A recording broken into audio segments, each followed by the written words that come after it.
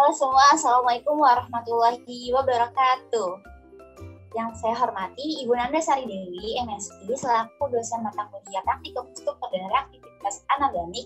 Saya Aninda Salma dengan 086 dari kelas kimia 3C akan menyampaikan materi tentang pelunakan air sadah menggunakan resin penukar ion. Lanjut. Di sini ada bab 1 pendahuluan. Nah, tujuan kali ini mempelajari cara pelunakan air sadah menggunakan resin penukar ion. Nah, ada prinsipnya, prinsip percobaan pengamatan percobaan kali ini adalah pertukaran ion, di mana kation yang ada di dalam resin berupa natrium plus akan ditukar dengan kation yang ada di dalam air, yaitu kalsium dan magnesium. Nah, di sini sebelum kita lanjut ke pembahasan, di sini ada tinjauan pustaka. Nah, kenapa disebut pelunakan? Karena air sadah ini mengandung kation. Nah, penyebab kesadahannya pada umumnya kesadahan disebabkan oleh adanya logam-logam atau kation-kation yang bervalensi 2 seperti besi, strontium, mangan, kalsium, dan magnesium. Nah, tetapi penyebab utama dari kesadahan adalah kalsium dan magnesium. Nah, kalsium dalam air mempunyai kemungkinan bersenyawa dengan bikarbonat, sulfat, klorida, dan nitrat.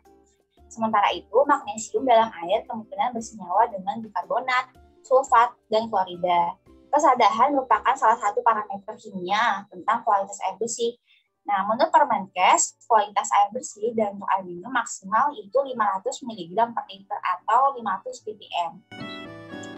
Selanjutnya, masih ada tentang kesadahan. Nah, kesadahan ini dibagi menjadi 2 jenis nih, yaitu kesadahan sementara dan kesadahan tetap. Nah, air yang mengandung kalsium bikarbonat, magnesium karbonat disebut kesadahan karbonat atau kesadahan sementara. Karena kesadahan tersebut dapat dihilangkan dengan cara pemanasan atau dengan cara pembubuhan kapur. Sementara itu, air yang mengandung kesadahan kalsium sulfat, kalsium klorida, magnesium sulfat, magnesium klorida disebut kesadahan tetap karena tidak dapat dihilangkan dengan cara pemanasan, tetapi dapat dengan cara lain. Salah satunya adalah proses penukaran ion yang akan kita bahas pada kali ini. Nah, penghilangan kesadahan dapat dilakukan di dalam instalasi pengolahan untuk kapasitas yang besar atau dalam skala rumah tangga untuk skala yang kecil. Nah, untuk kesadahan yang tinggi umumnya dilakukan di instalasi pengolahan air sampai derajat kesadahan yang sedang, yaitu 50 sampai 15 mg per liter kesadahan. Nah, pada proses pertukaran ion kalsium dan magnesium ditukar dengan ion sodium. Pertukaran ini berlangsung dengan cara melewatkan air sadah ke dalam butiran yang terbuat dari bahan yang mempunyai kemampuan untuk menukar ion. Nah, terdapat beberapa bahan penukar ion, yaitu antara lain disebut ginseng atau zeolit. Nah, untuk proses penghilangan kesadahan sendiri atau pelunakan resin yang digunakan adalah resin penukar kation yang mengandung sodium atau natrium. Itu yang kita sebut natrium. Nah, di sini ada bab 3 yaitu metode percobaan. Di sini ada alat dan bahan. Nah, alatnya apa aja sih yang kita gunakan pada pengamatan percobaan kali ini, yaitu ada alat ukur, ada tabung Erlenmeyer, ada corong, ada pemanas listrik, ada pipet tetes, buret, pipet volume, kertas saring, dan kolom kromatografi. Nah, di sini ada bahannya nih. Bahan yang kita akan gunakan yaitu larutan natrium karbonat, larutan natrium hidroksida, larutan EDTA sebesar 0,01 molaritas, ada larutan buffer yang ber-pH 10, ada sampel air. Ini kita mengambilnya bisa dari sungai, dari danau, atau dari air keran di rumah kita. Itu ada indikator EBT, ada KCN 5% dan natrium zeolit. Nah, bentuknya seperti ini ya, seperti butiran-butiran, seperti batuan-batuan. Oke, kita lanjut prosedur percobaan. Pertama-tama kita masukkan dulu sampel uji air sebanyak 100 ml ke dalam gelas ukur. Nah, habis dimasukkan airnya itu dimasukkan ke dalam dimasukkan ke dalam tabung berisi resin penukar ion. Jadi airnya itu nanti bisa dimasukin ke dalam ini kolom kromatografi yang berisi zeolit ya. Nah, setelah itu lalu air yang telah dilakukan proses penukaran ion ditampung airnya di dalam Erlenmeyer 250 ml. Nah, kemudian air yang ditampung itu ditambahkan 2 ml larutan buffer ber-pH 10, 2 ml KCl 5%, dan 5 tetes indikator EBT. Jika warna larutan Erlenmeyer berwarna biru, maka tidak perlu dilakukan titrasi dengan larutan EDTA 0,01 molaritas. Nah, lalu kalau jika larutan tersebut berwarna merah atau ungu anggur, itu diperlukan titrasi dengan larutan EDTA yang berkonsentrasi 0,01 yang ada di dalam uret nantinya. Oke, kita lanjut ke pembahasan. Nah, pada pengamatan percobaan kali ini diambil sampel air sadah yang dapat berasal dari air keran, air sungai, dan lainnya. Lalu dimasukkan ke dalam gelas ukur 100 ml. Sementara itu, masukkan resin penukar atau zeolit ion ke dalam kolom kromatografi. Kita bisa lihat seperti ini kurang lebih gambarannya. Oke. Atau ke dalam tabung. Nah, adapun zeolit merupakan salah satu bentuk dari resin penukar ion yang berasal dari mineral alumino silikat yang terhidrasi dengan kation alkali dan alkali tanah. Memiliki struktur dalam 3 dimensi yang tidak terbatas dengan rongga-rongga. Tadi sudah kita lihat ya di bahan. Adanya perbandingan silika dan aluminium yang bervariasi menghasilkan banyak jenis mineral zeolit yang terdapat di alam. Adapun mengapa dinamakan natrium zeolit? Karena zeolit sendiri mengandung kation natrium yang nantinya akan ditukar oleh kation yang ada di dalam air. Nah, lalu setelah itu dialirkan air sampai ke kolom yang berisi zeolit. Air sadah yang dialirkan melalui kolom zeolit akan mengalami pertukaran ion. Nanti dimasukin air ke sini, nanti dilakukan pertukaran ion. Nih, ion yang di dalam air sadah tadi sudah kita sebutkan ion utamanya yaitu kalsium dan magnesium. Nah, yang ditukar dengan natrium dalam zeolit. Nah, hal tersebut berlangsung terus-menerus sampai suatu ion natrium dalam zeolit sudah habis ditukar dengan ion kalsium dan magnesium yang ada di dalam air. Nah, pada keadaan ini, zeolit tersebut dinamakan telah jenuh, yang berarti zeolit tidak mampu lagi melakukan pertukaran ion. Nah, sebenarnya resin ini ada 2 jenis nih. Ada resin kation, adalah resin yang mengandung ion positif yang dapat melepaskan ion positifnya. Misalnya natrium plus untuk ditukar dengan unsur kation lainnya juga yang ada di dalam air.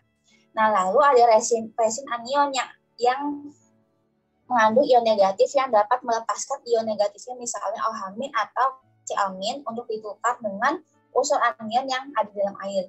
Nah, dalam lunakan air ini kita menggunakan resin kation ya, karena memang yang dalam air sadah yaitu kation kalsium dan magnesium. Kita dapat lihat reaksi yang terjadi saat proses penukaran ion atau proses menggunakan air. Natrium yang ada dalam zeolit lalu ditukar dengan kalsium. Jadinya nanti kalsium zeolit, nanti dilepaskan natrium yang ada di dalam air nanti membentuk senyawa. Nah, begitu juga magnesium.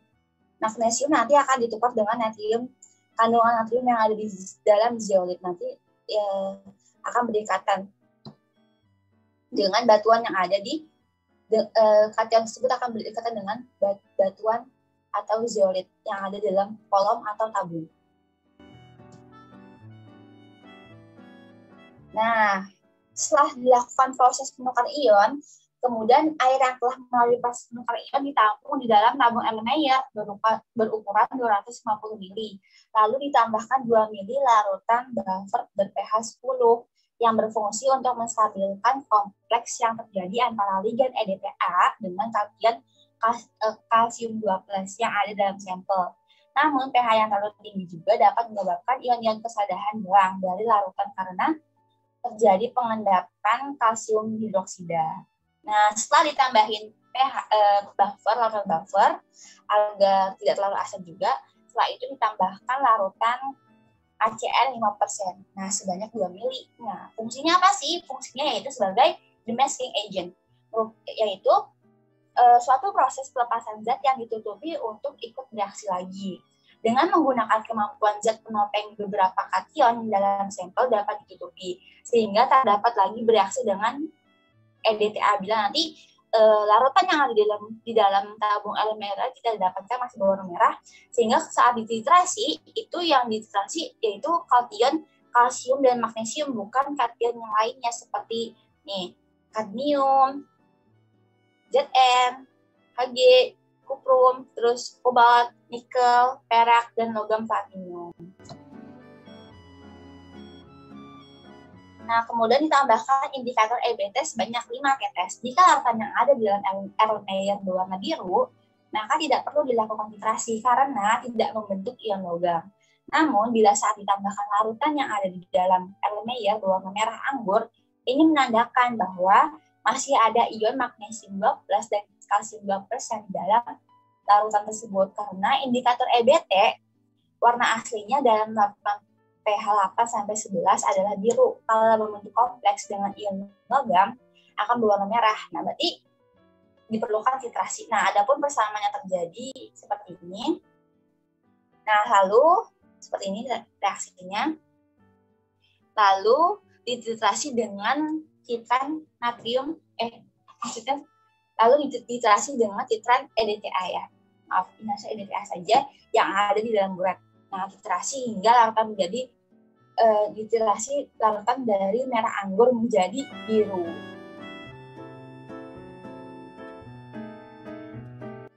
Nah, tadi kan kita sudah singgung sebelumnya kalau di sini kalau misalnya ion natrium yang di dalam zeolit sudah habis atau tidak mampu melakukan penukaran. Nah, itu bisa diregenerasi dengan cara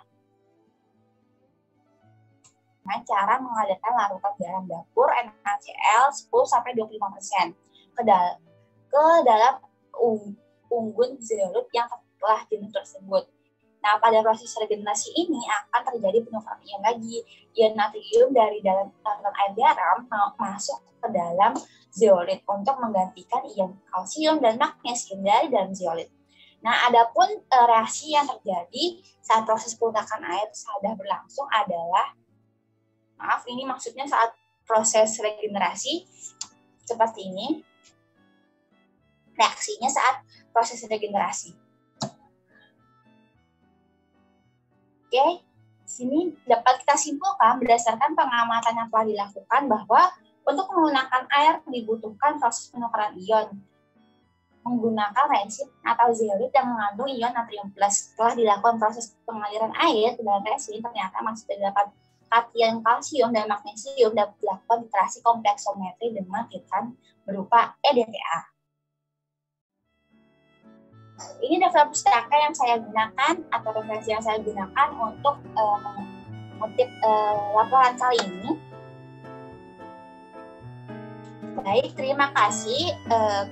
Mohon maaf bila saya ada kesalahan, semoga bermanfaat. Wassalamualaikum warahmatullahi wabarakatuh.